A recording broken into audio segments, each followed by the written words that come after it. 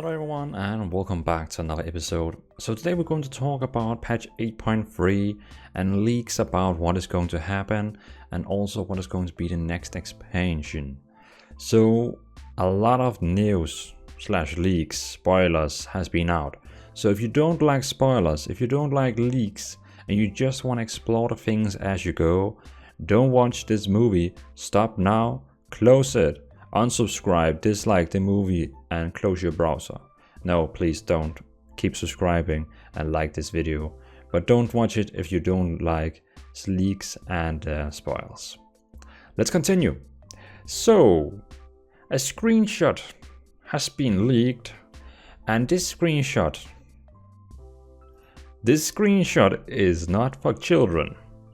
As you can see right now, it's a screenshot. It's a screenshot. It's in Stormwind. It's at the harbor. And there's a lot of dead people. If you look closely, you can see a lot of ships. It's actually the Viking ships. But look on the banner they have. They have Sylvanas flag. So now you're probably thinking, why is there Viking ships and Sylvanas flags? Well, there was some spoils and leaks from a couple of months ago that Sylvanas and Hylia, that is the god of death from the north, you can say from the Legion expansion. She was the big bad lady under the ground who is the lord of the under. She's the one that takes care of you when you die. And it says that Sylvanas and Hylia is being a friend, and they are now planning all this together. So basically this screenshot here shows a lot of dead people, and ships from Sylvanas and Hylia is going to pick them up. And now you're probably thinking, this doesn't make sense. This doesn't make sense at all. Why is there a lot of dead people in Stormwind? And why is there a lot of ships from Sylvanas and Hylia picking them up? Well, this is about to go down. I mean, this is really about to go down. So let me show you something. I know this is it's a text document, but I really want to read something up for you. I really do. You don't have to look at the screen. If you want, you can just sit down, relax, and listen to this. So the last boss of BFA was indeed shown in the Ashara defeat cinematic. But it's more metaphorical than people realize. The last boss is us. Alliance or Horde, as indicated by the last shot of Jaina and Lord Falamar. Ashara and Munasat are both bosses in the next expansion. We won't be facing them again, at least physically, in BFA. Sylvanas will prepare a strike against Thunderbluff, tricking both the Alliance and Horde into defending it. During the distractions, she will invade and conquer Stormwind. The latter will explained through a comic released in October. It has always been the plan to finish the expansion with a raid version of Stormwind. Therefore, patch 8.3 includes 10 boss raid with Elvin and the city itself, along with a complementary, all-new 40-player battleground. In the raid, Horde and Alliance players fight alongside important lore characters and leaders from both factions. Sylvanas has already taken Stormwind at this point. The raid is about defeating Sylvanas and reclaiming Stormwind. So now you probably already think, oh my gosh, this is Garage 2.0. No, wait, don't judge yet, wait. The first boss is Sword of Caravan is called Scenario. An Azerite-powered battering ram made by goblins and gnomes will start at Goldshire and travel slowly towards the gates of Stormwind. Waves of ads will attack the ram in an attempt to destroy it. Sounds pretty cool. The second boss is an old guard aligned and has enslaved city guards and other famous Stormwind NPCs such as Topper McNabb. Another notable boss is Anduin. Halfway through the raid, he will succumb to the whispers of Nesot. We must fight him until he returns to his former self. Raffian makes a special appearance during this fight, and the Sot is trying very hard to keep us from reaching Sylvanas. The 8th boss is Nephanos. This encounter takes place in Cathedral Square. Tyrande decapitates him at the end of the fight. The penultimate boss is Sylvanas. She evades us in Storm Harbor. Massive spoilers now. Be warned. Be warned. I mean, be warned. Sylvanas is the first of 2 encounters that compromise the grand final of BFA. Alliance and Horde will fight side by side against Sylvanas until Bolvar entirely appears and start killing Horde leaders. First to go is Lordemar. Bolvar will then side with Talia and the Alliance. Sylvanas will shoot Jen in response, prompting the intermission. So this is getting very. Even the Lich King is joining. You know, Bolvar Fordragon, who's the new Lich King, he's joining and basically killing Horde leaders. And then when he goes after, he will go and side with Talia and the Alliance. So basically, he's helping Sylvanas to first kill some Alliance, then first kill some Horde, then Alliance. He's like helping out, destroying people. During the intermission, all of the Horde leaders will rejoin Sylvanas. Jen dies, and Anduin and Jaina declares war on the Horde. The final fight begins. All of the Horde leaders will rejoin Sylvanas. I guess she's kind of resurrecting them or something like that. The final boss is the Horde or the Alliance. This encounter is cosmetically unique to each faction, but is strategically identical. Horde will win once Anduin is dead. Alliance will win once Sylvanas is dead. The encounter has been designed to have your faction's leaders die one by one as opposing faction's health ticks down. The players will all die as well, like Arthur's fight, with Anduin and Sylvanas being the last one standing. A cinematic will play once the encounter is over. Anduin will end up killing Sylvanas, or vice versa, depending on your faction, only to die of her wounds. Ultimately, everyone will be dead and the harbor will be silent. And that is where this picture is coming from. Everyone will be dead.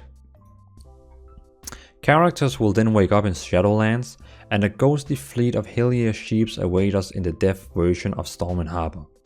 With Nephanos by her side, Sylvanas declared that now we're strong enough to face the true battle for Azeroth. So, basically, Sylvanas has never been evil, she's just prepared us all for the next battle. I have actually been saying this, there was some spoilers 1-2 years ago saying that Sylvanas is just planning this against the old gods. Basically, this is showing us Sylvanas was good, so now she just made us all join the old gods, and, well, not join the old gods, but we have joined the Shadowlands, the other side, and now we're going to face the real enemy. A short teaser cinematic starring Galivix and Mechatorg will be shown at BlizzCon in November. Galivix, who fled from the fight in Stormwind, will eventually find King Mechatorg's escape pod and awaken him from suspended animations. Together they figure out what happened and construct a device that will allow us to enter and leave Shadowlands at will. The corporation lays the groundwork for the new Tinker class. The device is rumored to be the new Dalaran Heartstone of 9.0, given to you at the end of the introduction quest line. It works like Monk's Transcendence ability. That is freaking cool. So the gnomes or these Mechatorg, all those guys, they are basically doing so we can go in and out of Shadowlands, giving us a new Heartstone ability, and we're getting then the Tinker class. Pretty cool. Kalia is the interim Forsaken faction leader during the raid.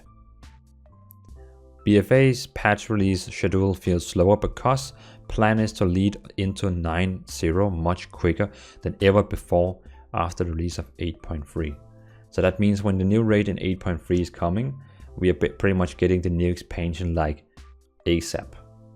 We are getting the new expansion like in very soon. So I guess, as they showed here, we will see the trailers in November, and then I guess the new expansion is coming out maybe in February, maybe? I mean, already maybe 2 months later, then Blizzard probably already have all the things ready. You can have a physical form in the Shadowlands if you are brought there artificially, either by its denizens, such as spirit healers, or by means dimensional technology. The Dragon Isles. The Shadowlands and the Old Guards have much deeper connection than that one would think.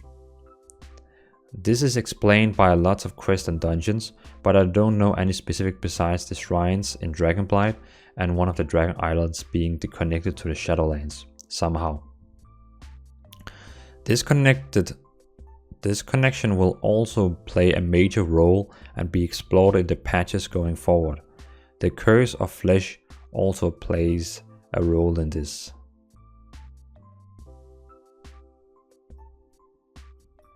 I see. So I mean that is pretty much the whole thing, and we also saw this picture here where they're pretty much showing the Shadowlands. So the next expansion is, the next expansion is going to be called Shadowlands, as you can see in the top right corner. And I mean, everything makes now sense with everyone. I mean, this screenshot here, this is not I can't believe this is a fan-made screenshot. This really looks like something that is from a cinematic in World of Warcraft. And also we have seen the map from Shadowlands here, where we can also see the logo in the top right corner. It says Shadowlands. It looks similar to this. It's a bit different, but it's similar almost to this. And we can see here all the different lands in Shadowlands.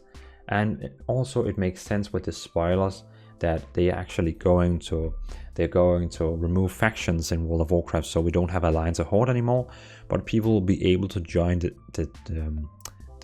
Shadow or the Light.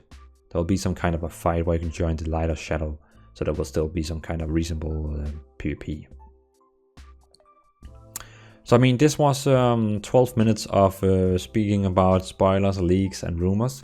Keep in mind at BlizzCon, when in November 1st, when BlizzCon is, we can risk that everything I have told today is fake, and nothing here is, I mean, all this could maybe be something that Blizzard just posted, leaked, just for making us all confused, and then they will come with something totally different. But for the leaks we have seen the last 2, 3, 4 years, all this now makes sense. I mean, all this makes sense. This makes sense why Sylvanas is acting like this, why Hylia and Sylvanas had some friendship we saw that no one knew about. We saw that in one of the in Legion, that Hylia and Sylvanas were talking and we disturbed them. And why is Sylvanas all this? And Blizzard have promised us we will not get a Garrus 2.0.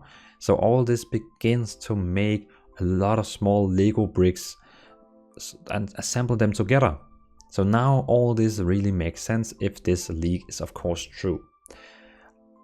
I don't have a problem with leaks or spoilers. I think they're funny sometimes. So if, my personal opinion, if these leaks are true or possible, I would enjoy it. I would really enjoy it. It just sounds really like something that is really cool and that we have to explore. In some way, I really wish they would probably break the game. So they say this is World of Warcraft, now we're done. And now we're making World of Warcraft 2, that is World of Warcraft Shadowlands. So pretty much everyone is going to start from start again, creating a new character where you're going to explore now Shadowlands with a new character. And you can be level 1 again if we want it. And then we are then starting from that chapter, for example. But again, it wouldn't really make sense, because what about all the things we have gathered in World of Warcraft? What about all this stuff we have and all that? But I mean, Destiny did it. Destiny did it where they said, okay, we're all dead now. Destiny 2 is now the game that is going to save us. So, I mean, it would be pretty cool if World of Warcraft did the same, saying, okay, we're all dead now. let's go, World of Warcraft 2, here we go. And that would really be cool, but nah, probably not happening. But a new expansion would still be cool. I mean, it sounds really cool, really cool, really cool. So, what can I say? I will just say, wrong image. Thanks for watching, and leave down a comment. Tell me about what do you think about these leaks. Of course, if you saw the video, probably a lot of people have been jumping off that when I said it was about leaks and spoilers. But again, thanks for watching, and have a great day. Peace out.